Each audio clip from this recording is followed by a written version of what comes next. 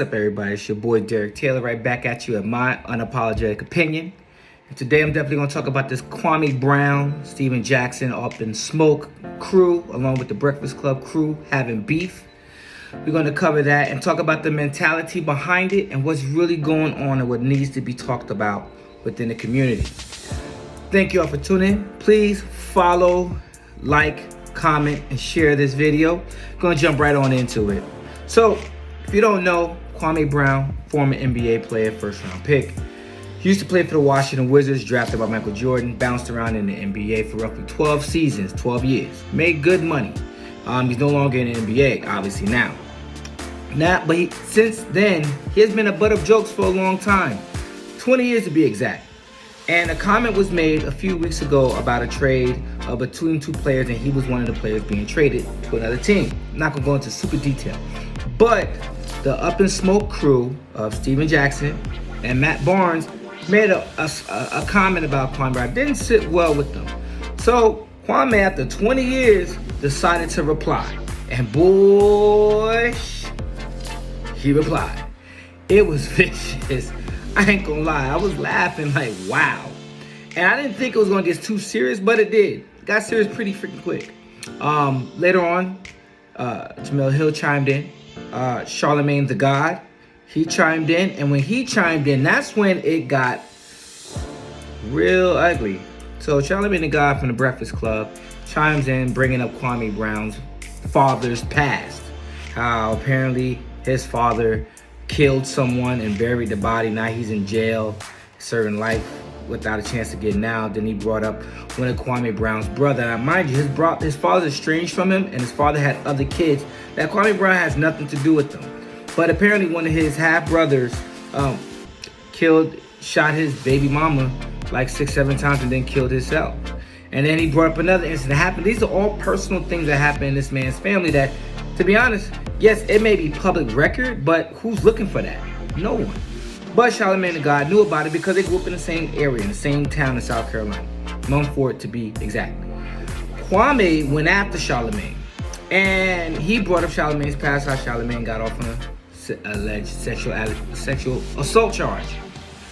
Then it escalated again to where now Matt Barnes is threatening to fight Kwame Brown, and Stephen Jackson was threatening to fight Kwame Brown. He sent a Twitter talking about, there's people that care about me might do something with you, do something to you. And then talking about where they're going to be at in Atlanta and stuff like that. And I'm sitting here like, wow. Stephen Jackson, I mean, of all the people that's participating in this, Stephen Jackson, weren't you the guy that marched with George Floyd's daughter on your neck as she said, "My daddy changed the world"? Weren't you the one advocating for the collective of black people to come together? And you send the text, fast forward to recent, you sent a text to Kwame Brown offering to fight him. And then when Kwame Brown was like, he's about that life, you realize you wasn't about that life. Talking about you're from the streets. You're not from the streets, man. You played in the NBA for like 17 years. You haven't been in the streets for that long. For a long time you haven't. So let's stop the tough guy stuff. Let's kill that, all right? But the thing that bothers me is that some of the things Kwame Brown was saying was on point. Way on point. But you would think guys like Charlemagne the God, who preach, hey, let's be kind, be loving to each other and everything else, who should never brought up his family. And then Stephen Jackson, I just mentioned what he did, the woke activist, right? But he decided to bring up violence. And this is around the 1-year anniversary of George Floyd being killed. I always say we have to be careful to who we let lead us. Now, I'm not saying he's a terrible person either, but he is human. And he makes mistakes. But one mistake he's not allowed to make when he steps into that kind of light is to threaten another black man.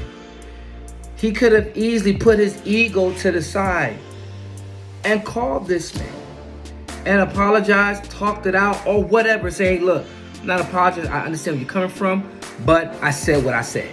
And just let it lie. But nah, he didn't want to. He kept going at it, him and Matt Barnes. And Matt Barnes is another one who decided to say something.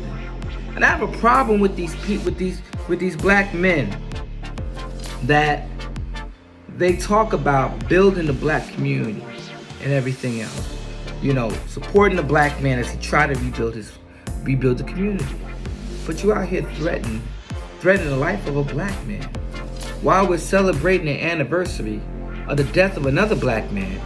And there's still a trial going on about the death of another black man named Ahmaud Arbery, who we found out around this time last year. Do you see that? Now, I would say this. You know, I understand we're human beings. We can make mistakes. But when you know better, you should be doing better. If you're talking about the embetterment and advancement of black people, you shouldn't be directly and deliberately threatening the life or the well-being of another black person while you're out there talking about how we need to come together. It's not how this works. So Stephen Jackson, I understand you said what you said, but you need to make that right. I understand Kwame Brown is like, yo, he already put you out there in blast. He showed the receipt. So you might not be able to, but I would say this, man. The best way to put this fire out, because egos got way too involved. It's like y'all went too far to go back now. Just stop talking about it. Because I'm telling you right now, you lose credibility with people. Even people that want to see the Black Lives Matter movement fail. Even people that want to discredit what we're trying to do within our community. They're going to use you and say, look at this. Look at this. Charlemagne, look at this. Look what's going on. How can we be united and show a united front? We're publicly and openly fighting. I'm not saying we can't have our beefs, but let's keep that behind closed doors. Let's do that. Please, let's at least do that. Because at the end of the day, we all we got. We're trying to create and fix and build our community. We do not need to run around threatening the lives of other black men over dumb shit. Literally, dumb-ish. Y'all went after Kwame. I think he said enough's enough, and he went after y'all. Then y'all retaliate even worse. And then he said something. Then y'all said something. Then he said something. Then y'all advocated violence. That's where it's gone too far. Y'all brought up family, deep personal, life or death stuff. It's gone too far. Tupac said, the only time we deal is when we kill each other. It takes skill to be real, time to heal each other. That's what it is. It takes skill to be real, and it is time to heal each other. Somebody gotta be the bigger man and say, yo, I'm sorry. I'm sorry. Let's kill this and try to work this out. And then the other one, i.e. Kwame Brown, accept the damn apology. Don't be so big in your pride, so boastful that you can't accept another man's public apology. If we're talking about fixing this community, that's where it starts. When we can show black men can have a problem with each other and have a falling out and apologize each other, heal each other, and move on from it. That's what I'm trying to say. That's what we need to do. Okay? That's it. Now, if you both can't do that, well, both of y'all could just shut the hell up. Because I don't want to hear you no more then. Because right now, you're the problem in my community, in our community. You're creating something that don't need to exist. Not right now. Get it together.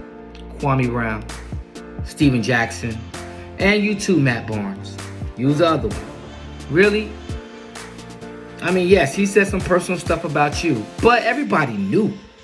Everybody knew what happened with your wife and Derek Fisher. So, you can't be that sensitive about that still. But then you offer violence too. Again, I understand as men, we got egos and we got pride, but ego and pride can lead to someone's demise. They got caskets and funeral homes for people that don't know when to stop. Stop. That's my take on the Kwame Brown, Stephen Jackson, Matt Barnes, All Up in Smoke crew, and the Breakfast Club, Charlemagne the God. Hey, like, follow, share, comment on my unapologetic opinion. Until then, y'all be safe. See you when I see you. Peace.